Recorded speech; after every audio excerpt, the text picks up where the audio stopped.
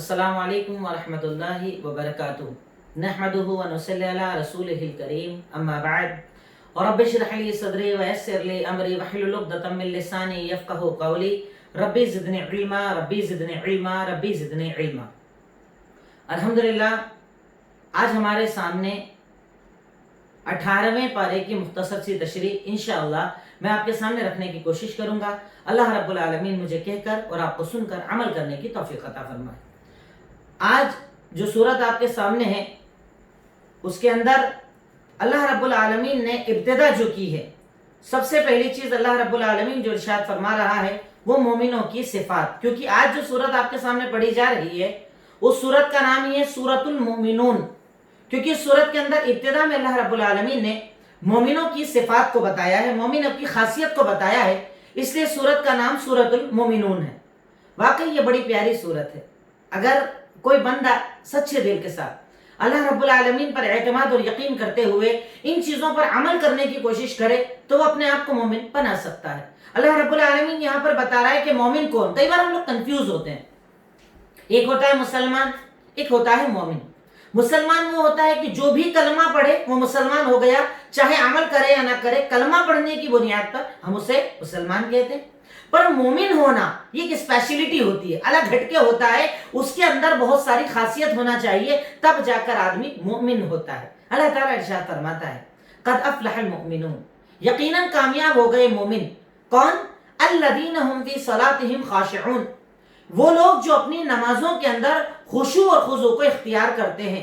यानी जब नमाजें पढ़ते हैं तो ध्यान भटकता नहीं है, इधर उधर सोचते नहीं है, खाली सोकर आते हैं, मसरूफियात छोड़कर आते हैं, सारी दुनिया को दूर छोड़कर आते हैं, अल्लाह के सामने हाजिर होते हैं तो अल्लाह ही के सामने रहते हैं। दुनिया, दुकान, मकान, कारोबार, ये सब चीजें उनके दिमाग में नहीं चलती, उनके दिमाग में सिर्फ अल्लाह रब्बुल आलमीन होता है। क़द अफ़लहल मुमिनून अल्लज़ीना हुम फ़ी सलातिहिम ख़ाशिऊन वल्लज़ीना हुम अनिल लग़वी मुअरिदून। इन सिफात पर गौर कीजिएगा और इनको एडॉप्ट करने की कोशिश कीजिएगा, तब अपने आप को आप मोमिन बना पाएंगे। अल्लाह ताला इरशाद फरमाता है कि वो लोग मोमिन हैं जो फिजूल की बातों से एराज करते हैं, जिन बातों से उनका कोई लेना देना नहीं, जिन बातों से उनका ताल्लुक नहीं, फिजूल में बैठकर अपना वक्त जाया नहीं करते, उल्टी सीधी बातें, लघु बातों से वो लोग परहेज करते हैं, अपने वक्त को बचाते हैं, अपने वक्त की कदर करते हैं, वक्त को सही चीज पर इस्तेमाल करते हैं। और उसके बाद वल्लज़ीना हुम लिज़्ज़काति फ़ाइलून, और वो लोग जो ज़कात अदा करते हैं कि अल्लाह रब्बुल आलमीन ने अगर माल दिया है और माल पर ज़कात फर्ज हो रही है तो वो फर्ज ज़कात को अदा करते हैं। और इसी की तशरीह में उलमा ने कहा कि वो लोग सदका खैरात भी करते हैं, अल्लाह के रास्ते में माल भी देते हैं। तो अल्लाह रब्बुल आलमीन उसके आगे इरशाद फरमाता है, इनकी सिफात बता रहा है अल्लाह ताला कि इनकी खासियत क्या है। आप कैसे पहचानोगे कौन मोमिन है, कौन सिर्फ मुसलमान है और कौन अंदर मोमिन बन चुका है? आप कैसे पहचानोगे? इन सिफात से पहचानो। उसके आगे अल्लाह ताला ने कहा वल्लज़ीना हुम लिफ़ुरूजिहिम हाफ़िज़ून, और वो लोग जो अपनी शर्मगाहों की हिफाजत करते हैं, यानी जिनाकारी, बदकारी से दूर रहते हैं, सिवाय अपने बीवियों के और लौंडियों के। अब लौंडियों का सिस्टम अभी तो मौजूद नहीं है। अगर इस्लामी जंग हो और जंग के अंदर औरतें कैदी बनाई जाए तो उन्हें लौंडी कहा जाता था, और लौंडी के साथ भी वो चीज जायज होती थी जो बीवी के साथ जायज होती थी। तो शरीयत ने कहा कि वो बदकारी और जिनाकारी से बचते हैं, अपनी बीवी के अलावा कहीं पर भी वो इस तरीके के मामलात नहीं करते जिससे उनकी शर्मगाह के ऊपर हमला हो या शर्मगाह को अपने हलाल नहीं मानते, वो जिनाकारी और बदकारी से अपने आप को बचाते हैं। अल्लाह ताला कहता है फमन इब्तगा वरा ज़ालिक फ़उलाइका हुमुल आदून, और जो अपनी बीवी के अलावा कहीं और अपनी शहवात को पूरी करते हैं तो ये लोग तो सरकशी करने वाले हैं। वल्लज़ीना हुम लिअमानातिहिम व अहदिहिम राऊन, और वो लोग जो अमानत अगर रख दी जाए तो अमानत की हिफाजत करते हैं, वादों को पूरा करते हैं। अगर उनके पास कोई माल रख दिया जाए, कोई पैसा, कोई नकदी, कोई भी चीज अमानत के तौर पर रख दी जाए कि ये अमानत है, आप हिफाजत कीजिएगा, तो वो अमानत में खयानत नहीं करते। और अगर कोई वादा कर ले तो वादों को पूरा करते हैं, वादों के पक्के होते हैं, वादा खिलाफी नहीं करते। जैसे आज हमारे यहाँ होता है ना, खास तौर पर मैं मिसाल अक्सर देता हूँ पैसे की। पैसा लिया आदमी गायब, फोन नहीं उठाता, बात नहीं करता, वादा करके जाता, उसके बाद नजर ही नहीं आता। शरीयत कहती है मोमिन वो जो वादों को पूरा करता है, वादा खिलाफी नहीं करता है, वादा कर ले तो वादे के ऊपर जमता है। और उसके आगे इरशाद फरमाया और वो लोग जो नमाजों की हिफाजत करते हैं, 5 वक्ता नमाजी होते हैं, नमाजों के पाबंद होते हैं, नमाज को अपने ऊपर बोझ नहीं मानते हैं, नमाज को अल्लाह ताला का इनाम मानते हैं। जैसा मैंने आपको पहले बताया कि ये तो मेरे रब का इनाम है कि अल्लाह ताला ने फर्ज की थी 50 टाइम की, ये रहमत है अल्लाह ताला की कि उसने 5 कर दी। और अगर कोई 5 पढ़े अल्लाह ताला उसे 50 का सवाब देता है तो मैं क्यों नमाज ना पढ़ूं? मैं क्यों नमाजों से दूर रहूं? अरे नमाज तो मेरे मसाइल का हल है, नमाज तो मेरी परेशानियों का हल है, नमाज से तो अल्लाह रब्बुल आलमीन मेरे मसालों को हल कर देता है। तो मोमिन वो जो नमाजों की हिफाजत करता है। अल्लाह कहता है यही तो है वारिस होने वाले। किस चीज के वारिस होने वाले? ये लोग फिरदौस यानी जन्नतुल फिरदौस के वारिस होने वाले हैं, ये लोग उसमें हमेशा रहेंगे। तो अल्लाह ताला ने कुछ मोमिनों की सिफात बताई कि मोमिन कौन। हम गौर करें, हम सोचें हम किस कैटेगरी के अंदर आते हैं। सिर्फ मुसलमान है क्या नाम लेने वाले, बस नाम रख दिया, माँ बाप ने कलमा पढ़ा दिया, हो गया काम, कभी दिल हुआ तो जुमा पढ़ लिया, दिल हुआ तो ईद पढ़ लिया, नहीं तो कोई बात नहीं। हम वो वाली कैटेगरी में है या मोमिनों वाली कैटेगरी में? फैसला हमें करना, खुद हमें सोचना है, अपने अमल का हमें जायजा लेना है। अल्लाह ने तो हमें तराजू दे दिया कि तोल लो अपने अमल को, तो खुद समझ में आ जाएगा आप मोमिन हो या नहीं हो। और उसके बाद अल्लाह ताला फिर जो कल भी अल्लाह ताला ने बताया था इंसान की पैदाइश का तज़किरा, अल्लाह रब्बुल आलमीन ने आयत नंबर 1 से लेकर तो आयत नंबर 9 और 10 तक हमें पहले अपनी सिफात बताई सूरतुल मोमिनून के अंदर। और उसके बाद अल्लाह रब्बुल आलमीन इंसान की पैदाइश का तज़किरा फिर करता है, नुत्फे से गोश्त का लोथड़ा, गोश्त के लोथड़े से ऐसा, फिर हमने तुझे हड्डियां पहनाई, फिर हमने तुझे जान दी, हमने तेरा चेहरा बनाया, चेहरे को अच्छा बनाया, और अल्लाह यकीनन अच्छा पैदा करने वाला है। उसके बाद अल्लाह ताला कहता है कि जब पैदा करने वाला मैं, तो मोमिन बनो और अपनी सिफात को पैदा करो। फिर उसके बाद अल्लाह रब्बुल आलमीन हजरत नूह अलैहिस्सलाम का तज़किरा करता है। जैसा मैंने पहले आपको बताया कि कुरान के 3 हिस्से हैं और तीसरा हिस्सा है वाक़यात, जिसमें अंबिया इकराम के वाक़यात, उनकी जिंदगियों को अल्लाह ताला ने बयान फरमाया है। हजरत नूह का तज़किरा किया, कैसे उन्होंने अल्लाह के हुक्म पर दावत दी, कैसे कौम ने उनकी बातों को नहीं माना। तकरीबन आयत नंबर 24 से लेकर उसकी बाद की आयतों में अल्लाह ताला ने हजरत नूह अलैहिस्सलाम का तज़किरा किया। अल्लाह ताला कहता है कि जब अल्लाह ताला ने हुक्म दिया कि आप कश्ती बनाइए, कश्ती बनाने के बाद पानी आया, कैसे कौम को डुबा दिया गया, कैसे हजरत नूह पर ईमान लाने वालों को अल्लाह ताला ने दोबारा जिंदगी दी, इन तमाम चीजों का तज़किरा करता है। पर एक स्पेशल चीज जो मैं इशारा करना चाहता हूँ, अल्लाह ताला ने इस सूरत के अंदर भी और इससे पहले सूरह अंबिया के अंदर भी जिक्र किया कि जितने भी अंबिया दुनिया के अंदर आए, तकरीबन अक्सर के ऊपर एक एतराज कौम ने किया कि तुम इंसान हो, तुम आदमी हो, तुम बशर हो। ये एतराज सारी कौमों ने किया कि तुम एक आदमी हो, अगर फरिश्ते होते तो हम ईमान ले आते। हर नबी पर यह एतराज किया गया, और यही एतराज हमारे और आपके नबी मोहम्मद रसूलुल्लाह सल्लल्लाहु अलैहि वसल्लम पर किया गया। जबकि अल्लाह इस बात का इनकार करता है कि तुम उनके बशर होने पर ताज्जुब करते हो, इंसान होने पर ताज्जुब करते हो। अरे इंसान होना उनका फजल है, क्योंकि अल्लाह ताला ने तो इंसान के आगे फरिश्तों को भी सजदा करवा दिया। हजरत आदम को बनाया, फरिश्तों ने सजदा किया, तो जिसके आगे सजदा करवाया अल्लाह रब्बुल आलमीन ने झुकवाया, बड़ा कौन हुआ? झुकने वाला कि झुकाने वाला, जिसके आगे झुका जा रहा है। तो अल्लाह ताला ने तो इंसान को अशरफुल मखलूकात बनाया है, इसमें कोई एतराज वाली बात नहीं, तो तुम क्यों ताज्जुब करते हो? तो अल्लाह रब्बुल आलमीन ने उनके इस एतराज का जिक्र किया कि वो आपके आदमी होने पर एतराज करते थे। आयत नंबर 33 सूरतुल मोमिनून कि मा हादा इल्ला बशरुम मिस्लुकुम, ये तो एक आदमी है, हमारी तरह आदमी है, क्या फजल है इसका, क्या एक्स्ट्रा चीज है इसके बाद जो हम ईमान लाए? अल्लाह ने कहा वो नबी है, उनकी नबूवत तुम वो लोगों के बहुत ऊपर है, ये उनकी अजमत है, ये उनकी फजीलत है, ये उनका मकाम और मर्तबा है। उसके बाद अल्लाह ताला जिक्र करता है, फिर एतराज उनके जिक्र करता है कि ये तो हमारी तरह एक इंसान है, क्यों ईमान ले आए हम इसके ऊपर, कौन सी खास बात है? तो अल्लाह ताला कहता है मैंने इस बुनियाद पर उनके ऊपर अजाब भेजा।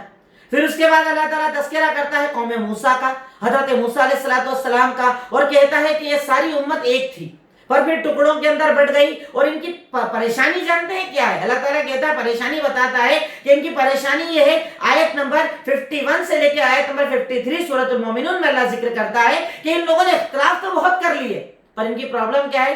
कुल्लु हिज़्बिन बिमा लदैहिम फरिहून, हर जमात, हर गिरोह उसके पास जो है ना उसी को हक मानता, उसी को सही मानता है। कुरान क्या बोलता है फर्क नहीं पड़ता, हदीस क्या बोलती फर्क नहीं पड़ता। जबकि अल्लाह ताला ने अल्लाह के नबी की ज़बानी अगर उसूल और बुनियाद किसी चीज को बनाया है तो कुरान और हदीस को, वो हमारी बुनियाद, वो हमारे उसूल। पर इंसान क्या करता है? जो मेरे पास है ना वो ज्यादा सही, कुरान हदीस को नहीं देखता, कुरान हदीस की तालीमात को नहीं देखता, जो उसके पास है उसी पर खुश है। और अल्लाह ताला ने हमें कहा, अल्लाह के नबी ने हमें कहा कि एक मोमिन के लिए अगर कुछ उसूल है तो वह अल्लाह का हुक्म और अल्लाह के नबी का तरीका, कुरान और हदीस, ये दो चीज उसूल है। उसके बाद अल्लाह ताला कहता है कि ठीक है अगर ये लोग अमल कर रहे हैं तो छोड़ दीजिए, इनके अमल में इन्हें छोड़ दीजिए, कोई दिक्कत वाली बात नहीं है। उसके बाद अल्लाह रब्बुल आलमीन जिक्र करता है यहाँ पर मुशरिकीन से किए गए सवालों का कि ये लोग बड़ा तकब्बुर करते थे, अल्लाह ताला की बातों को नहीं मानते थे, अल्लाह के नबी पर जो एतराज किया, अल्लाह ताला ने कंटिन्यू ने एतराजात को भी जिक्र किया। आयत नंबर 67 से 68, 69, 70 तक जिक्र किया कि ये लोग बोलते थे अरे इसे तो जिन लग गया है, ارے یہ تو کاہن ہو گیا ہے، ارے یہ تو پاگل اور دیوانہ ہو گیا ہے، الگ الگ اعتراض جو اللہ کے نبی صلی اللہ علیہ وسلم پر کیے جاتے تھے، اللہ رب العالمین نے ان تمام اعتراض کا تذکرہ کیا۔ اس کے بعد اللہ تعالیٰ اسی سورہ مومنون کے اندر ارشاد فرماتا ہے، انسان کے اوپر، انسان کی عقل کے اوپر اللہ تعالیٰ کہتا ہے کہ تو سوچ۔ اللہ تعالیٰ کہتا ہے وَهُوَ الَّذِي أَنشَأَ لَكُمْ السَّمْعَ وَالْأَبْصَارَ وَالْأَفْئِدَةَ، وہی اللہ کی تو ذات ہے جس نے تیرے کانوں کو بنایا جس سے تو سنتا ہے، تیری آنکھوں کو بنایا جس سے انسان دیکھتا ہے، اور تیرا دل بنایا جس سے تو فیصلے کرتا ہے۔ قَلِيلًا مَا تَشْكُرُونَ، تو بڑا کم شکریہ ادا کرتا ہے۔ دیکھنا اندھے کو تو تجھے پتا چلے گا آنکھ کیا نعمت ہے، دیکھنا بہرے کو تو پتا چلے گا کہ کان کیا نعمت ہے، دیکھنا دل کے استعمال کو تب پتا چلے گا کہ اللہ تعالیٰ نے تجھے کتنی قیمتی چیز دی ہے، پر تو آنکھوں کو استعمال کرتا ہے حرام کے لیے، کانوں کو استعمال کرتا ہے غیبتوں کے لیے، دل کو استعمال کرتا ہے حرام چیزیں بسانے کے لیے۔ تو اللہ تعالیٰ کہتا ہے یاد رکھنا ان چیزوں کے بارے میں تجھ سے سوال کیا جائے گا اور اللہ رب العالمین تجھ سے پوچھے گا، تجھے اللہ تعالیٰ کو جواب دینا پڑے گا، اللہ تعالیٰ کے سوالات کا تجھے جواب دینا پڑے گا۔ اللہ رب العالمین کے سامنے تو جھوٹ نہ بول پائے گا۔ اس کے بعد اللہ رب العالمین ذکر کرتا ہے کفار مکہ سے کیے گئے سوالات کا۔ میں آپ کو ایک چیز بتاؤں کہ کفار مکہ میں ایک معاملہ یہ تھا کہ ان کے پاس کفر تھا، لیکن کفر ایسا نہیں تھا کہ وہ کچھ بھی نہیں مانتے تھے۔ دیکھیے توحید کی 3 قسمیں، ایک الوہیت، ایک ربوبیت، ایک اسماء اور صفات۔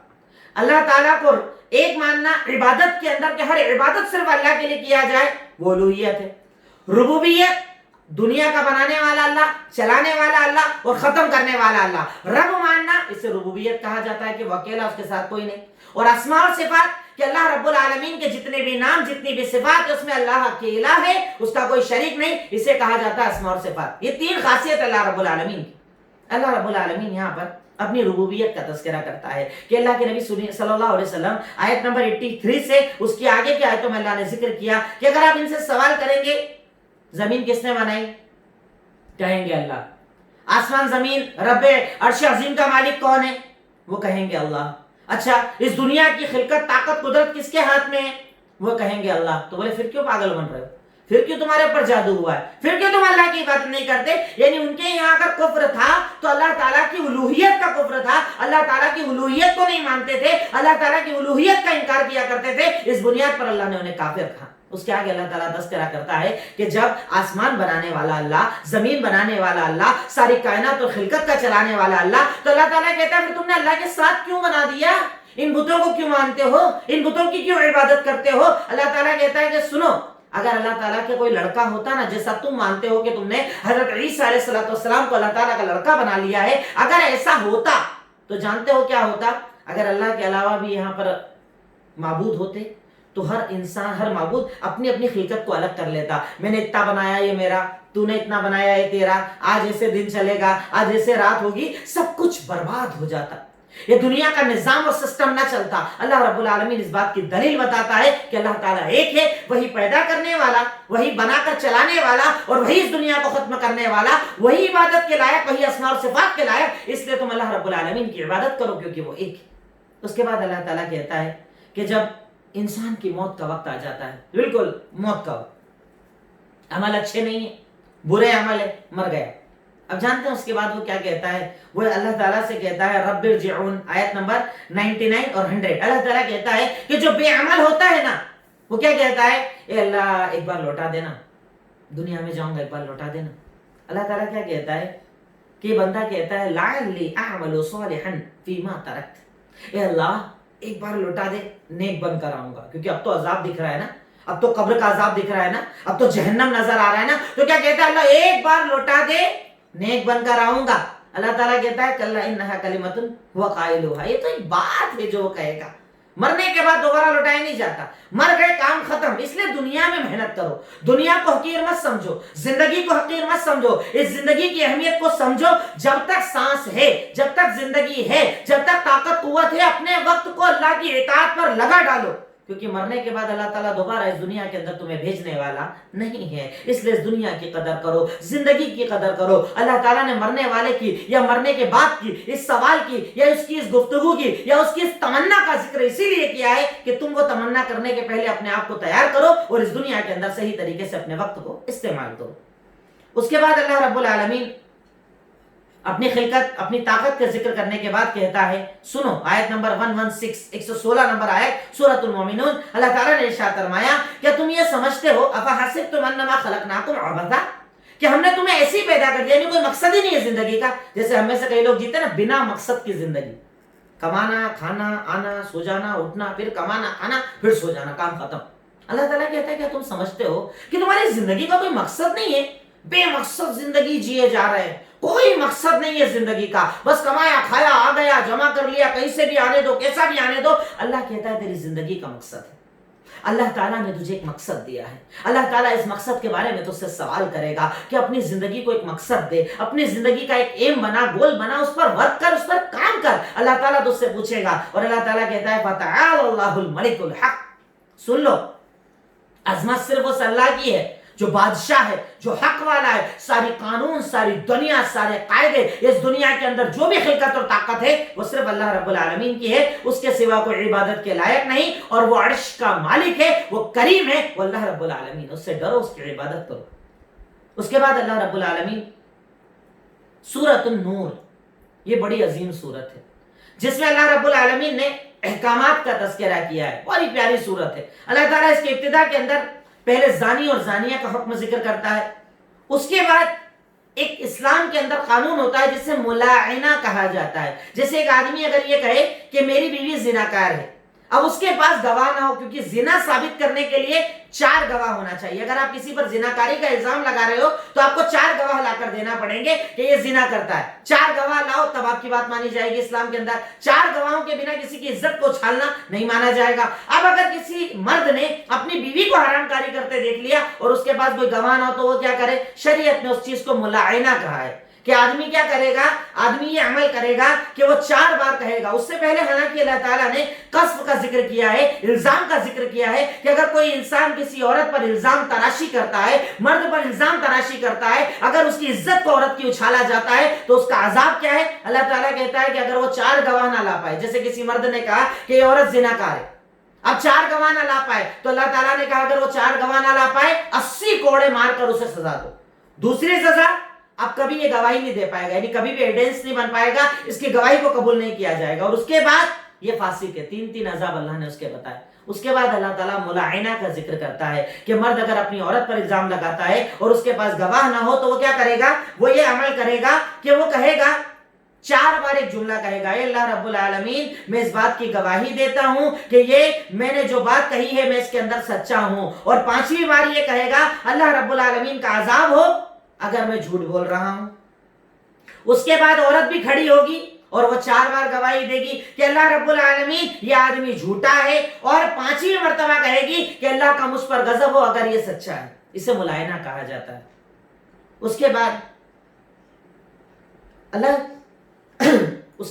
رب العالمین ملاعنہ کا ذکر کرنے کے بعد ایک عظیم واقعے کی طرف آیا جسے حدیث الافک کہا جاتا ہے یا واقعہ افک کہا جاتا ہے. بہت بڑا معاملہ ہوا تھا سن 6 ہجری کے اندر. اللہ کے نبی صلی اللہ علیہ وسلم کا معمول تھا کہ اگر آپ چاہیں تو احادیث کے اندر پڑھیں، صحیح بخاری اور مسلم کے اندر اس کی بہت ساری ڈیٹیلز موجود ہے. واقعہ افک کے نام سے یا حدیث افک کے نام سے واقعہ آپ کو مل جائے گا. سن 6 ہجری کے اندر اللہ کے نبی صلی اللہ علیہ وسلم ایک غزوے کے اندر گئے، اور آپ کی یہ عادت تھی جب بھی آپ غزوے پر جاتے تھے آپ کے ساتھ ایک بیوی آپ کی ضرور ہوتی تھی. باری لگاتے تھے، جس کا نمبر آتا لے کر جاتے تھے. اس غزوے کے اندر اللہ کے نبی صلی اللہ علیہ وسلم حضرت عائشہ صدیقہ رضی اللہ تعالیٰ عنہ کو لے کر گئی. اب چھوٹی تھی، میں نے آپ کو پیچھے بتایا ہے 9 سال کی عمر میں ان کا نکاح ہوا تھا. 6 ہجری، اب سوچیے کتنی عمر ہوئی ہوگی، چھوٹی سی عمر ہے، کوئی اتنی زیادہ عقل شعور ہے نہیں، دبلی پتلی ہیں. انہیں ہودج کے اندر بٹھایا گیا، سفر پر گئے. جب ریٹرن آ رہے تھے تو ہوتا کیا تھا، کہیں کہیں رکنا پڑتا تھا، قیام کرنا پڑتا تھا. دور لوگ جاتے تھے، قضائے حاجت کر کے اپنی ضرورت پوری کرتے تھے، پھر واپس سفر شروع ہو جاتا تھا. یہ اپنے ہودج سے نکلی، گئی، قضائے حاجت پوری کی، وہاں پر ان کا ہار گر گیا حضرت عائشہ صدیقہ رضی اللہ تعالیٰ عنہ کا. جب واپس ریٹرن آئی تو انہیں ایک دم نظر آیا کہ ارے میرا ہار کہیں گر گیا ہے. دوبارہ ڈھونڈنے چلی گئی. اب کیا ہوا، قافلے کے نکلنے کا وقت ہو گیا، سارے لوگوں کے نکلنے کا وقت ہو گیا. اب چونکہ یہ بڑی دبلی پتلی تھی تو اٹھانے والے کو احساس نہیں ہوا کہ اندر یہ ہے کہ نہیں ہے. ہودج ہوتا تھا، اسے اٹھا کر اور اونٹ پر رکھ دیا جاتا تھا، سفر شروع ہو جاتا تھا. اب چونکہ احساس نہیں ہوا کہ اندر موجود ہے کہ نہیں ہے، سارا قافلہ گزر گیا، سارے لوگ سفر پر چلے گئے. یہاں سے سفر کا آغاز ہو گیا اور سارے لوگوں نے اپنے سفر پر شروع کر دیا. अब हजरत आयशा सिद्दीका कहती है कि जब मैं दोबारा लौटी तो मैंने देखा सारे लोग गायब, सब जा चुके हैं, तो मैं एक झाड़ के नीचे बैठ गई। मुझे यकीन था कि कोई ना कोई पीछे देखने आएगा। अब एक सहाबी थे जिनका नाम था सफवान बिन मुअत्तल रज़ियल्लाहु ताला अन्हु, उनका काम था पीछे पीछे आना। किसी का सामान छूट गया हो, कोई परेशानी हो गई हो, कोई आदमी छूट गया हो, उसकी डिटेल लेते वो पीछे पीछे चला करते थे। अब ये पीछे पीछे चल रहे हैं। इन्होंने अचानक देखा, जब वहां पर पहुंचे तो हजरत आयशा सिद्दीका रज़ियल्लाहु ताला अन्हा बैठी हुई थी। अब कैसे पहचाना? आयतुल हिजाब के पहले, यानी पर्दे का हुक्म तो बाद में नाजिल हुआ था, जब तक पर्दे का हुक्म नाजिल नहीं हुआ था इन्होंने देखा था। अब जैसे ही देखा कोई बातचीत, हजरत आयशा सिद्दीका कहती कि हमारे बीच में कोई बात ना हुई। वो आए, उन्होंने अपने ऊंट को बैठाया, मैं ऊंट पर सवार हुई और हमारा सफर शुरू हो गया। ये मुझे लेकर पीछे पीछे चलने लगे। अब जैसे ही मदीना के अंदर एंट्री की, मैंने आपको पहले बताया कि मदीना के अंदर एक गिरोह था जिसको मुनाफिक कहा जाता था। जैसे ही अब्दुल्ला बिन उबई बिन सलूल रईसुल मुनाफिकीन, मुनाफिकों का सरदार, हर वक्त अल्लाह के नबी को परेशान करता था, जैसे ही इसने देखा कि हजरत आयशा सिद्दीका सफान के साथ आ रही है, इसने इल्जाम लगाना शुरू कर दिया कि अरे इन्होंने तो गलत काम किया, इन्होंने तो नाउजुबिल्लाह जिनाकारी की है, इन्होंने तो बदकारी की है। अब आयशा सिद्दीका कहती है कि मुझे पता नहीं था मदीना में क्या चल रहा है। क्यों? ये घर आई और बीमार हो गई, सख्त बीमार हो गई, घर के अंदर रहती थी, बाहर जा ही नहीं पाती थी, इतनी ज्यादा बीमार हो गई। ये कहती है ये मामला चलता रहा, इधर इल्जाम तराशी मदीना में चल रही है और इन्हें अभी कोई खबर नहीं। चारों तरफ से अल्लाह के नबी पर एतराज किया जा रहा है, इल्जाम लगाया जा रहा है, आपको कुछ पता नहीं है, क्योंकि अल्लाह ताला जब तक वही करके हुक्म नाजिल नहीं करेगा अल्लाह के नबी कैसे उन्हें जवाब देंगे? आप खामोश हैं, खामोश हैं। वक्त गुजरता जा रहा है, परेशान होते चले जा रहे हैं। आयशा सिद्दीका कहती है मुझे कुछ पता ही नहीं था कि मेरे बारे में ऐसी बात चल रही है। पर हाँ, एक चीज हुई, अल्लाह के नबी का थोड़ा मिजाज बदल गया था।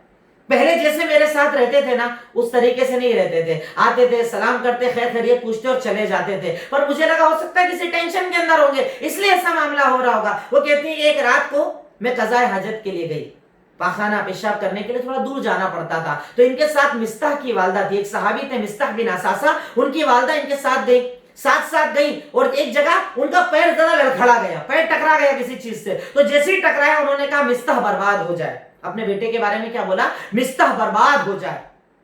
आपने कहा अरे बदर में वो शरीक हुए इतने बड़े सहाबी, अब उनके बारे में बोल रहे। अरे तो बोले तुझे पता नहीं मामला क्या चल रहा है? बोले क्या हुआ? जैसे ही हज़रत आयशा सिद्दीका कहती है कि उन्होंने मुझे बताना शुरू किया कि पूरे मदीना के अंदर तेरे खिलाफ बातें चल रही है, मुनाफिक चारों तरफ तुझे बदनाम कर रहे हैं और उनके साथ 3 गलती से मुसलमान भी शामिल हो गए हैं। उनमें एक मिस्ताह थे, मिस्ताह बिन असासा, हस्सान बिन साबित और हमना बिनते शहर जहश, ये 3 लोग इनके साथ शामिल हो गए थे। असल ये सब करने वाले मुनाफिक थे, पर गलती से कुछ लोग मुसलमान भी इनके दाम के अंदर आ गए, इनके फरेब के अंदर आ गए, उन्होंने भी हजरत आयशा के बारे में बुरा बोल दिया। आयशा सिद्दीका कहती हैं कि जैसी बात मैंने सुनी जमीन खसक गई, मेरे बारे में इल्जाम, मुझे बुरा बोला जा रहा है, इतना गंदा मेरे बारे में बोला जा रहा है। वो कहती है मैं रात भर रोती रही, सुबह तक तो ये आलम हुआ कि मेरी आंखों से आंसू भी बंद हो गए, आंसू सूख गए थे। मैं अल्लाह के नबी सुबह मेरे पास आए, मुझसे सवाल किया आयशा कैसी हो? मैंने कहा मैं ठीक हूँ, क्या मैं मेरे वालिदैन के घर जा सकती हूँ, मेरे अम्मा अब्बा के घर जा सकती हूँ, मैं उनसे मिलना चाहती हूँ, मैं जा सकती हूँ? कहाँ चले जाओ। उनका मकसद था कि मैं घर जाके कंफर्म तो करूँ ये बात हो क्या रही है मेरे बारे में। 1 महीना इस हालत के अंदर गुजर गया था। सोचिए क्या दर्द रहा होगा अल्लाह के नबी को, क्या तकलीफ हुई होगी आपको कि आपकी बीवी पर इल्जाम लगाया जा रहा है और अल्लाह ताला वही नाजिल नहीं कर रहा है और 1 महीना गुजर रहा है उसी हालत के अंदर। अल्लाह के नबी सल्लल्लाहु अलैहि वसल्लम तहकीक भी कर रहे हैं। इधर हजरत आयशा अपने घर पहुंची, इधर अल्लाह के नबी का तहकीक का सिस्टम भी चालू किया। ऐसा नहीं कि मेरी बीवी है तो जो बोलेगा मानूंगा ही नहीं, आपने तहकीक भी की।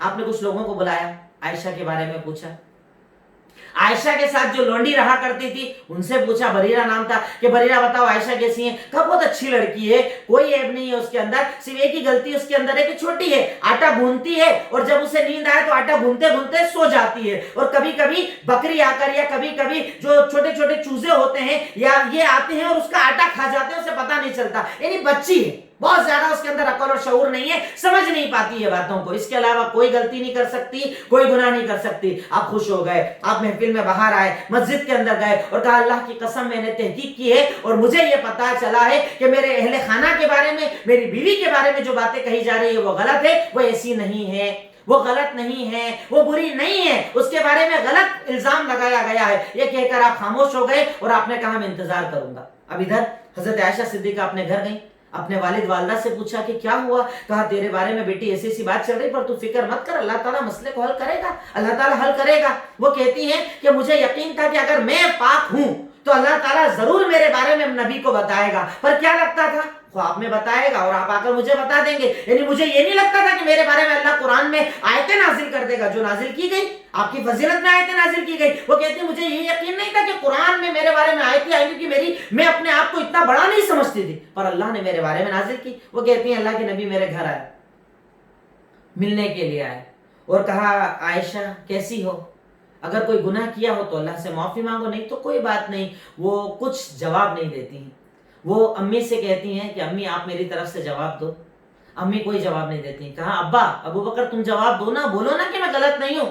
کہا نہیں میں بھی جواب نہیں دے سکتا, اللہ کے نبی کے سامنے بولنے کی میری طاقت نہیں ہے. یہ خود جواب دیتی ہیں کہ سنیے, ایک خبر چلی معاشرے میں, آپ نے وہ خبر سنی, اب یہ خبر آپ لوگوں کے دماغ کے اندر بس چکی ہے, بالکل آپ لوگ ایکسپٹ کر چکے ہو. اگر اب میں بولوں گی نا کہ میں نے نہیں کیا تو آپ میری بات نہیں مانو گے. اس وقت میں صرف ایک جملہ بولوں گی جو یوسف نے کہا تھا, فَصَبْرٌ جَمِيلٌ وَاللَّهُ الْمُسْتَعَانُ عَلَىٰ مَا تَصِفُونَ, کہ میں تو صبر کروں گی اور اللہ بہتر جانتا ہے جو مجھ پر الزام لگایا جا رہا ہے, میں اللہ ہی سے بولوں گی اور وہی میرا مسئلہ حل کرے گا. وہ کہتی ہیں ہم ایسے ہی بیٹھے بیٹھے بات چیت کر رہے تھے, اتنے میں اللہ کے نبی صلی اللہ علیہ وسلم کے اوپر وحی ہوتی ہے, وحی نازل ہوتی ہے, اور جیسے ہی وحی مکمل ہوتی ہے آپ کہتے ہیں ابشر اور خوش ہو جاؤ اے عائشہ, اللہ تعالیٰ نے تیری برات, تیری پاکیزگی پر قرآن کے اندر آیتیں نازل کر دی کہ تو پاکیزہ ہے, تو نے کوئی کام غلط نہیں کہا. ابو بکر صدیق نے کہا کہ شکریہ ادا کرو اللہ کے نبی کا کہ اللہ تعالیٰ نے بشارت نازل کر دی. اب یہ بیوی ہے نا, شوہر سے تو غصہ ہو سکتی ہیں. وہ کہتی ہے میں ان کا شکریہ ادا نہیں کروں گی. کیوں شکریہ ادا کروں؟ میں اللہ کا شکریہ ادا کروں گی کہ اللہ نے میری برات نازل کی ہے, اور اس ذریعے سے حضرت عائشہ صدیقہ کی برات نازل کی گئی کہ یہ پاکیزہ ہیں, ان پر الزام لگانے والے جھوٹے ہیں. اسی کا ذکر اللہ تعالیٰ نے اس آیتوں کے اندر آیت نمبر 11 سے لے کر اس کی بعد کے آیتوں کے اندر کہا کہ یہ لوگ جو الزام لے کر آئے ہیں یہ سب جھوٹے ہیں, یہ سب مکار ہیں. اور یہ بھی کہا کہ کچھ مومن جو ان کے ساتھ شامل ہو گئے تھے نا, انہیں ایسا نہیں کرنا چاہیے تھا. وہ کیوں شامل ہو گئے؟ انہیں تو اللہ کے نبی ازواج مطہرات مومنوں کی ماؤں کے بارے میں عزت سے بات کرنا چاہیے, تو انہیں اس میں شامل نہیں ہونا چاہیے تھا. اب اسی میں ایک معاملہ اور ہوتا ہے کہ حضرت ابوبکر صدیق مستح کا گھر چلایا کرتے تھے. وہ مستح جو حضرت عائشہ پر الزام کے اندر شامل ہو گئے تھے, گھر خرچہ کون چلاتے؟ ابوبکر صدیق, یعنی عائشہ کے والد گھر چلا رہے ہیں, اور یہ عائشہ صدیقہ رضی اللہ تعالیٰ عنہ پر اعتراض میں شامل ہو گئے. حضرت ابوبکر کو ذرا باپ والا غصہ آ گیا. انہوں نے کہا اب میں مستح پر خرچہ نہیں کروں گا, میری بیٹی پر الزام لگا رہا ہے, اب میں خرچہ نہیں کروں گا. اللہ تعالیٰ نے قرآن میں آیت نازل کی, آیت نمبر 22 سورہ نور کے اندر, کہ تم لوگوں میں سے جو لوگ ان لوگوں کی مدد کرتے ہیں, ان پر خرچ کرتے ہیں, کھانے پینے کا انتظام کرتے ہیں نا, وہ نہ کرنے کی قسم نہ کھائیں. حضرت ابوبکر نے بولا کہ اب نہیں کروں گا, تو اللہ تعالیٰ نے آیت نازل کی کہ نہیں وہ اس کا کردار ہے, انہوں نے غلطی کی, معافی مانگی, اللہ معاف کر دے گا. آپ ایسا مت کرو, آپ خرچہ کرنا بند مت کرو. جیسے ہی آیت نازل ہوئی, ابوبکر صدیق رضی اللہ تعالیٰ عنہ نے, قرآن پر وہ لوگ عمل کرتے تھے, انہیں کوئی فرق نہیں پڑتا میرے خلاف کون ہے, میری بیٹی پر الزام کون لگاتا ہے, برا کون بولتا ہے. ان کا مقصد تھا دین پر عمل. انہوں نے کہا کہ اللہ کی قسم میں تو چاہتا ہوں کہ میرا رب میری مغفرت کر دے, میں جو خرچ کرتا تھا وہ کروں گا اور کنٹینیو کرتا رہوں گا, اب میں خرچ کرنا بند نہ کروں گا. یہ کردار تھا ان کا, یہ کردار تھا ابوبکر صدیق کا, کہ وہ لوگ اپنی بیٹی پر الزام لگانے والوں کے بھی گھر خرچے چلاتے تھے. وہ لوگوں کی پریشانی دیکھتے تھے, ان کے اعمال کو نہیں دیکھتے تھے. ہم اپنے کردار کو دیکھیں کہ ہمارا کردار کہاں پر ہے. اللہ رب العالمین نے ان کے کردار کو ذکر کیا. اس کے بعد کچھ آیتیں نازل کی جس کے اندر احکامات بتائے جا رہے ہیں, جس میں ایک احکام یہ بتایا گیا, سب سے پہلا حکم یہ بتایا گیا کہ جب کسی کے بھی گھر جاؤ تو ڈائریکٹ گھر میں مت گھسو, پہلے اجازت لو. شریعت نے بتایا آپ کسی کے بھی گھر جائیں تو پہلے آپ وہاں پر جا کر گیٹ پر اجازت لیں, السلام علیکم ورحمت اللہ, جواب آئے ٹھیک, دوسری بار کرو السلام علیکم ورحمت اللہ, جواب آئے ٹھیک, تیسری بار سلام کرو. اگر 3 بار میں کوئی اجازت نہ دے واپس ریٹرن ہو جاؤ. پر ہم لوگ کیا کرتے ہیں, گیٹ کھولا گھس گئے کسی کے گھر میں. ارے کس کی بہن کیسی بیٹی ہے, کس کی والدہ کیسی بیٹی ہے, پردہ کیا ہے کہ نہیں کیا ہے, دوپٹہ اوڑھا ہے کہ نہیں اوڑھا ہے, اب بالکل گھر میں گھس جائیں. شریعت اس چیز کو جائز قرار نہیں دیتی ہے. کسی کے بھی گھر جاؤ 3 بار اجازت لو, اجازت ملے تو انٹری کرو, نہیں تو پیچھے واپس آ جاؤ. ہاں ایسا گھر جس میں کوئی نہیں رہتا اس میں آپ جا سکتے ہو, پر اگر گھر میں لوگ رہتے ہیں تو وہاں بنا اجازت کے گھر کے اندر نہیں جانا چاہیے. اس کے بعد شریعت مطہرہ نے مرد کو بھی پردے کا حکم دیا اور عورت کو بھی پردے کا حکم دیا. یہ پردے کی آیتیں جو نازل ہوئی تھی اسی کا میں آپ کے سامنے ذکر کر رہا ہوں کہ دونوں کو پردے کا حکم دیا. لوگ اعتراض کرتے ہیں اسلام تو عورتوں کو دباتا ہے, اسلام تو عورتوں کو پردے کا حکم دیتا ہے. تو میرے بھائیوں, اللہ تعالیٰ نے ان آیتوں کو آپ خود پڑھیے, اگر آپ کے پاس عقل اور شعور ہے تو اسے استعمال کیجئے کہ آیت نمبر 30 اور آیت نمبر 31 پہلے مرد کو پردے کا حکم دیا, بعد میں عورت کو پردے کا حکم دیا. اللہ تعالیٰ کہہ رہا ہے کل للمؤمنین یغضوا من ابصارہم ویحفظوا فروجہم ذلک ازکی لہم ان اللہ خبیر بما یصنعون۔ اے اللہ کے نبی صلی اللہ علیہ وسلم آپ بولیے نا مومنوں کو، حکم دیجئے کیا کریں کہ مومنوں کو یہ حکم دیجئے کہ وہ نظروں کو جھکا کر رکھیں، غیر محرم عورتوں کو نہ دیکھیں، غیر محرم عورتوں سے تعلقات نہ بنائیں، اپنی شرمگاہوں کی حفاظت کریں، یہ ان کے لیے بہتر ہے۔ اللہ تعالیٰ ان کے سارے معاملات کو جانتا ہے۔ اور اس کے بعد عورتوں کو حکم دیا کہ آپ مومن عورتوں کو یہ حکم دے دیجئے کہ اپنی نظروں کو جھکا لیا کریں، اپنی شرمگاہوں کی حفاظت کریں، اپنی زینت کو چھپا لیا کریں۔ اب اس کے بعد محرم رشتہ دار بتائے کہ کن کے سامنے عورت آ سکتی ہے، بیٹا ہے، باپ ہے، شوہر ہے، سسر ہے، بھتیجا ہے، بھانجا ہے، وہ سگے رشتے جو میں 5ویں بارے میں آپ کو بتا چکا ہوں جو محرم رشتہ دار ہوتے ہیں، ان کے سوا کسی کے سامنے آنا عورت کے لیے جائز نہیں ہے۔ اگر آئے تو پردہ کر کے آئے، اپنی حفاظت کرے، اپنی عزت کی حفاظت کرے۔ اللہ رب العالمین نے اس چیز کا حکم دیا۔ اس کے بعد نکاح کی فضیلت اللہ تعالیٰ بتا رہا ہے آیت نمبر 32 کے اندر۔ میں بہت معذرت چاہوں گا، مجھے فاسٹ بولنا پڑتا ہے کیونکہ میں چاہتا ہوں کہ پورے پارے کے اہم پوائنٹ آپ کو دے سکوں، کیونکہ اگر میں دھیرے بولوں گا تو 2 آیتیں بھی کلیئر نہیں کر پاؤں گا۔ تو اس کے لیے میں معذرت چاہتا ہوں کہ مجھے تھوڑا فاسٹ بولنا پڑتا ہے، یہ میری مجبوری ہے، میرا شوق نہیں ہے، میری مجبوری ہے۔ اللہ تعالیٰ ارشاد فرماتا ہے آیت نمبر 32 کے اندر کہ تم لوگ نکاح کرو، تم لوگ نکاح کیا کرو۔ اللہ تعالیٰ نے طاقت دی ہے تو نکاح کرو۔ اور اس کی فضیلت کیا بتا رہے؟ دیکھیے جسٹ اپوزٹ ہمارا معاشرہ ہے اور قرآن اس کے جسٹ اپوزٹ ہمیں تعلیم دے رہا ہے۔ دیکھیے کیا کہہ رہا ہے اللہ تعالیٰ آیت نمبر 32 سورۃ النور، اللہ نے ارشاد فرمایا کہ تم نکاح کرو، اگر تم فقیر ہو تو اللہ تعالیٰ تمہیں بے نیاز کر دے گا، یعنی کم بھی ہوگا نا، نکاح کرنے سے اللہ تعالیٰ تجھے اور مال اور دولت دے گا۔ اور ہمارے یہاں پر نکاح کب ہوتا ہے؟ جب پیر پر کھڑے ہوتے ہیں۔ پہلے کہاں کھڑا ہے مجھے پتا نہیں، پیر پر کھڑا ہوگا تب نکاح کریں گے۔ اور قرآن کہہ رہا ہے کہ تم نکاح کرو، اللہ تمہیں مال دے گا، دولت دے گا، کیونکہ تیرے ساتھ ایک نصیب جڑ جائے گا، ایک لڑکی کا نصیب جڑ جائے گا۔ اور آپ دیکھیے کئی گھروں کے اندر ایسا ہوتا ہے کہ نکاح کے بعد کاروبار میں برکتیں آ جاتی ہے، ترقی آ جاتی ہے۔ کہاں سے آتی ہے؟ یہ اللہ تعالیٰ کا وعدہ ہے کہ اگر کم بھی ہے، دیندار لڑکا ہے نا نکاح کر دو، لڑکی دیندار ہے نا نکاح کر دو۔ اگر لڑکے کے پاس مال کم بھی ہے نا، انشاءاللہ تیری بیٹی جائے گی اور اس کے مقدر کو انشاءاللہ اللہ رب العالمین اور ترقی دے گا اور اسے برکتیں عطا فرمائے گا۔ اس لیے یہ مت سوچو کہ لڑکے کے پاس کیا ہے، یہ سوچو اگر دین ہے تو مجھے اس سے نکاح انشاءاللہ کرنا ہے۔ اس کے بعد اللہ تعالیٰ اپنے نور کی مثال دیتا ہے۔ اس کے بعد اللہ رب العالمین اپنے گھر کے بارے میں بتاتا ہے کہ کون لوگ ہیں جو اللہ کے گھر کو آباد کرتے ہیں، کون لوگ ہیں جو اللہ تعالیٰ کا ذکر کرتے ہیں۔ اللہ تعالیٰ ان کے بارے میں آیت نمبر 37 کے اندر کہتا ہے کہ وہ لوگ ہیں جنہیں کوئی تجارت، کوئی بزنس اللہ کے ذکر سے دور نہیں کرتا ہے۔ آج ہمیں تو دور کر دیتا ہے، ہماری مصروفیات، ہمارا کاروبار، ہمارا پیسہ، ہمارا بینک، ہمارا آفس، ہمارے یہ سارے سسٹم جو بنے ہوئے ہیں نا، یہ اللہ کے ذکر سے ہمیں دور کر دیتے ہیں۔ ابھی تو بالکل اللہ اللہ ہو رہی ہے۔ اتنی رمضان میں عبادت تو شاید کسی نے نہیں کی ہوگی جتنی اس رمضان کے اندر آپ کر رہے ہو، کیونکہ باقی رمضان میں تو آپ کو کاروبار کرنا ہوتا تھا نا۔ کیا فرض نماز مطلب نہیں، کیا روزہ مطلب نہیں، کیا عبادت مطلب نہیں۔ اللہ تعالیٰ کہہ رہا ہے کہ وہ لوگ ہوتے ہیں اللہ کے، اللہ تعالیٰ انہیں پسند کرتا ہے جنہیں کاروبار، جنہیں دنیا اللہ کے ذکر سے دور نہیں کرتی، نماز پڑھنے سے دور نہیں کرتی، زکات دینے سے دور نہیں کرتے، بلکہ وہ لوگ تو ڈرتے ہیں اس دن سے جس دن یہ دل پلٹ دیے جائیں گے، آنکھیں پلٹ دی جائے گی، اللہ کے عذاب سے وہ لوگ ڈرتے ہیں۔ اور اس کے بعد اللہ تعالیٰ کفار کے اعمال کا تذکرہ کرتا ہے۔ وہ کفار جو کفر تو کرتے ہیں، شرک تو کرتے ہیں، پر اس کے ساتھ ساتھ اگر نیک عمل بھی کرتے ہیں، اللہ تعالیٰ کہتا ہے ان کی مثال جانتے ہو کیسی ہے؟ ریگستان میں سفر کرنے والے جیسی ہے کہ دور سے تو اسے بڑا پانی نظر آتا ہے، جب پاس میں جاتا ہے ریت نظر آتی ہے۔ وہی کفار کے عمل کا نتیجہ ہے کہ یہ عمل کتنا بھی کر لیں، چاہے کتنا ہی سوچ لے کہ یہ ملے گا وہ ملے گا، اگر کفر پر ہے، شرک پر ہے، اللہ تعالیٰ اسے کچھ عطا نہیں کرے گا، صرف دنیا کا بدلہ ہے۔ آخرت میں جب وہ جائے گا جہنم اور عذاب کے سوا اسے کچھ حاصل ہونے والا یہ نہیں ہوگا۔ اس کے بعد اللہ تعالیٰ اللہ کے نبی اور اپنی اطاعت کا تذکرہ کرتا ہے۔ کئی آیتوں کے اندر اللہ تعالیٰ نے اطاعت کا تذکرہ کیا کہ اللہ کی اطاعت کرو، اس کے نبی کی اطاعت کرو۔ آیت نمبر 47، آیت نمبر 48، 49 میں ذکر کیا، اور اس کے بعد اینڈ میں اللہ تعالیٰ آیت نمبر 51 کے اندر ایک بڑی چیز کہتا ہے کہ انما کان قول المؤمنین اذا دعوا الی اللہ ورسولہ لیحکم بینہم ان یقولوا سمعنا واطعنا واولئک هم المفلحون، کہ اللہ تعالیٰ کہتا ہے کہ یقیناً مومن وہ ہے۔ اللہ تعالیٰ دیکھیے بتا رہا ہے مومن کون ہے اللہ کی نظر۔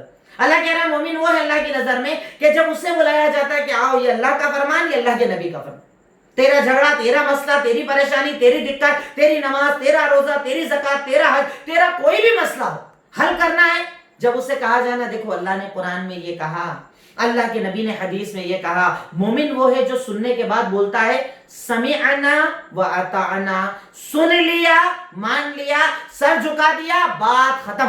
قرآن میں آ گیا اس کے آگے میرا دماغ نہیں چلے گا، حدیث میں آ گیا اس کے بعد میرا دماغ نہیں چلے گا، یہ مومن اللہ کی نظر پر ہمیں یہ والے مومن۔ اچھا قرآن میں تو ہے پر ایسا ہو سکتا کیا؟ اچھا زکوٰۃ تو اتنی فرض ہے پر ایسا گلی نکل سکتی کیا؟ حلال تو ہے مجھے پتا ہے پر ایسا ہے کیا؟ حرام تو ہے مجھے پتا ہے پر ایسا کر سکتے کیا؟ تو کیا تیرے لیے نیا دین بنایا جائے، تیرے لیے نئی شریعت بنایا جائے، تیرے لیے نیا قرآن حدیث لایا جائے؟ جو حلال ہے وہ حلال سب کے لیے، جو حرام ہے وہ حرام سب کے لیے، اور مومن وہ جو قرآن حدیث کے آگے سر جھکا دے، مان لے، تسلیم کر لے، اس کے بعد اپنی عقل اور اپنے دماغ کو استعمال نہ کرے۔ اس کے بعد اللہ رب العالمین تذکرہ کرتا ہے ان لوگوں کا کہ جنہیں اللہ تعالیٰ زمین کا خلیفہ بنائے گا۔ ان حالات کے اندر آپ ان آیتوں کو ضرور پڑھیں۔ آیت نمبر 55 اللہ تعالیٰ ارشاد فرماتا ہے یقیناً اللہ تعالیٰ کا وعدہ ہے ان لوگوں سے جو ایمان لائے اور نیک عمل کیا کہ اللہ تعالیٰ انہیں زمین کا خلیفہ بنائے گا۔ طاقت ان کی ہوگی، قوت ان کی ہوگی، اللہ تعالیٰ خوف کو ختم کرے گا، امن دے گا، پر شرط یہ ہے ایک اللہ کو ماننا، اس کے ساتھ شرک مت کرنا۔ اگر یہ تمہارے پاس ہے تو تم زمین کے خلیفہ رہو گے، دنیا طاقت تمہاری رہے گی، سلطنتیں تمہاری رہیں گی، قوتیں تمہاری رہیں گی، اور اللہ کے نبی کو دی۔ خالی ہاتھ مکہ سے نکالے گئے پر کچھ ہی سال بعد حکومت کس کی؟ اللہ کے نبی کی۔ کیوں؟ توحید کی بنیاد، توحید کی بنیاد، ایک اللہ کو ماننے کی بنیاد پر، ایک اللہ کی عبادت کی بنیاد پر اللہ رب العالمین نے انہیں یہ اجازت، یہ طاقت دی۔ اس کے بعد اللہ تعالیٰ پھر گھر میں انٹری کرنے کے طریقے بتا رہے ہیں کہ جب آپ کسی کے گھر کے اندر جاؤ اجازت لے کر جاؤ، پر اجازت لے کر بھی 3 وقت میں گھر میں جانے سے پرہیز کرنا چاہیے۔ ایک رات کا وقت، فجر کے پہلے کا وقت، آدمی سویا ہوا ہے گھر میں مت جاؤ۔ ایک دوپہر کا وقت، قیلولہ آدمی کر رہا ہے، میاں بیوی لیٹے ہیں، کس انداز میں لیٹے ہیں، کس انداز میں بات چیت کر رہے ہیں، اچانک کسی کے گھر میں مت جاؤ۔ اور تیسرا وقت بتایا گیا عشاء کے فوراً بعد۔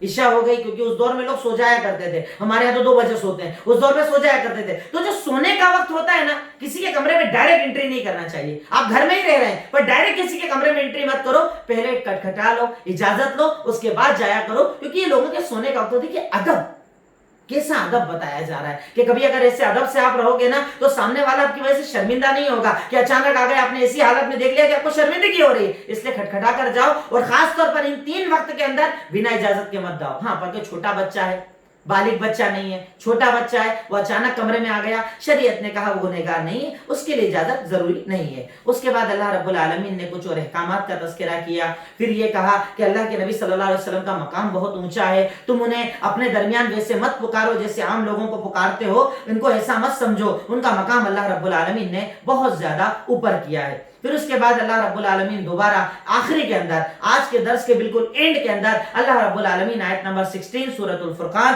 17 کے اندر دوبارہ تذکرہ کرتا ہے توحید کا۔ اللہ تعالیٰ کے سوا کسی اور کی عبادت مت کرو، اللہ تعالیٰ کے سوا کسی کو اپنا معبود مت بناؤ، اللہ تعالیٰ کے سوا کسی کو اپنا ولی اور مددگار مت بناؤ، مانگو اسی سے، پکارو اسی کو، وہی عطا کرنے والا، وہی دینے والا ہے۔ یہاں تک کہ اس کے اینڈ میں یہ بھی ذکر کیا کہ تم جن کو اللہ کو چھوڑ کر پکارتے ہو نا، ان کی کوئی طاقت اور اوقات نہیں، وہ دینے کی طاقت نہیں رکھتے، وہ عطا کرنے کی طاقت نہیں رکھتے، اگر طاقت اور قوت کسی کے پاس ہے تو اللہ کے پاس۔ یہاں تک کہ اللہ رب العالمین تمہارے ان سارے معبودوں کو تمہارے سامنے رکھے گا اور قیامت کے دن پوچھے گا بتاؤ انہوں نے کیا دیا، بتاؤ انہوں نے عبادت کا حکم دیا تھا، تو وہ سارے کہیں گے اللہ تعالیٰ ہم نے نہیں بولا تھا، یہ تو خود ہماری عبادت کرتے تھے، انہیں تو ڈبل عذاب دیا جائے، انہیں ڈبل عذاب دے کیونکہ ہم نے انہیں عبادت کرنے کا حکم نہیں دیا۔ تو آج کی جو صورتیں میں نے آپ کے سامنے بتائی، چاہے وہ سورۃ النور ہو، چاہے سورۃ المومنون ہو، بڑی پیاری صورتیں ہیں، احکام اور ادب اس کے اندر سکھایا گیا ہے، گھر میں آنے جانے کے طریقے بتائے گئے ہیں، میں تو بتا ہی نہیں سکتا، نہ میرا اتنا علم ہے، نہ میرے پاس وقت ہے، بڑا شارٹ ٹائم ہوتا ہے میرے پاس کہ مجھے 37-35 منٹ سے 40 منٹ کے بیچ میں اپنی بات ختم کرنی ہے، میں چاہتا ہوں اشارے، صرف اشارے کرتا ہوں، اسی لیے اتنا فاسٹ بولتا ہوں کہ باتیں زیادہ سے زیادہ میں سمیٹ سکوں، زیادہ سے زیادہ باتیں آپ کو دے سکوں۔ نہ جانے کتنی غلطیاں اس کے اندر مجھ سے ہوتی ہوں گی، اور میں نے پہلے بھی کہا غلطیاں جو بھی ہو میری طرف سے، شیطان کی طرف سے، اور اچھائیاں جو بھی ہو وہ اللہ رب العالمین کی طرف سے۔ اللہ تعالیٰ سے دعا کرتا ہوں کہ الہی مولا رب العالمین، اے خالق مالک رحمان رحیم، ہم تیرے بندے ہیں، تیرے محتاج، تیرے فقیر ہیں، اے الہی مولا تو ہماری دعاؤں کو قبول فرما لے، اے اللہ ہمیں عمل کرنے کی توفیق عطا فرما دے، اے اللہ اس قرآن کو تو ہمیں دلوں میں بسانے کی توفیق عطا فرما دے، اے اللہ اس قرآن سے ہمیں دل لگانے کی توفیق عطا فرما دے۔ وآخر دعوانا الحمدللہ رب العالمین، السلام علیکم ورحمۃ اللہ وبرکاتہ۔